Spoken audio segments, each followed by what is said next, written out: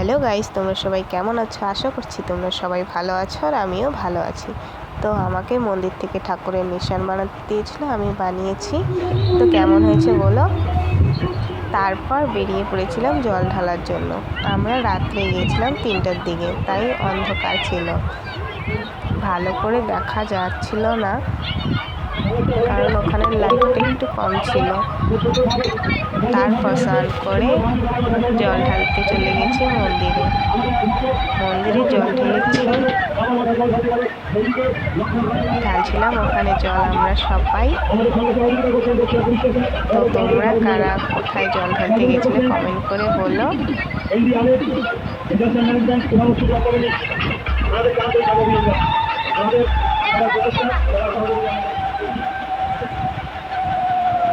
তো এখানে আমার ক্যামেরা ধরেছিল আমার দাদার ছেলে।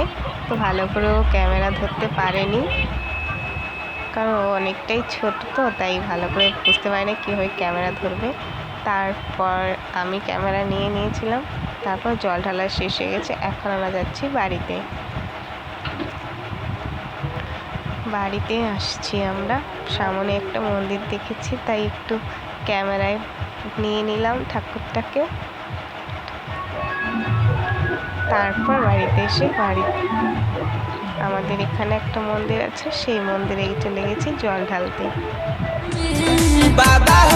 মন্দিরে सोमारे तनी ध्यान दे बाबा चढ़ते सावन जल